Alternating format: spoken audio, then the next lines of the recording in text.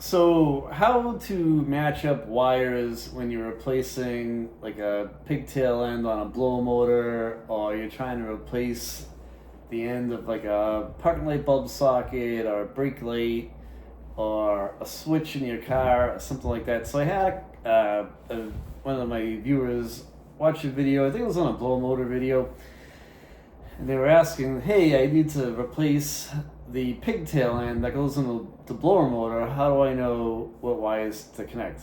So, what I usually always do is I'll usually take my new pigtail end, whether it's a bulb socket or a blower motor pigtail end that plugs in or whatever it is, and I'll do one wire at a time. Like I won't cut the end right off and then chuck it on the floor and then be screwed.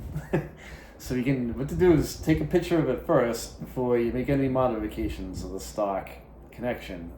Then what I do is one wire at a time. I will cut, one wire, match it up on the new pigtail end, crimp it, and then if it's like a solder heat shrink butt connector, I'll do all that up. Move on to the next wire. Move on to the next wire. That's kind of how we roll. It's been the best method that I've always found to do that stuff.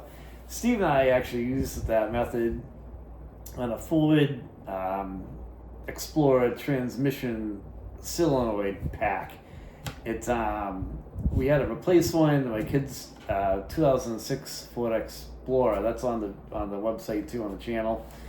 And the pigtail end that plugs into it, I think there's something that drips on it, or it just corrodes on all those trucks. There's a ton of wires in there. There's probably, there must have been about 10 wires in there. So we matched them up one at a time, and you can't screw it up because the truck won't shift right. So that's what we did. That worked perfectly. Just cut one wire at a time, match it up, strip it, heat shrink it, connect it with the butt connector, and you're on your way. So that's my advice on doing that stuff. I hope it helps you guys. I'm getting tired, and that's kind of what I do when I do that stuff. Hope this tip helped you out. If you have any questions, leave a comment, and don't forget to subscribe to the channel. Thanks for watching.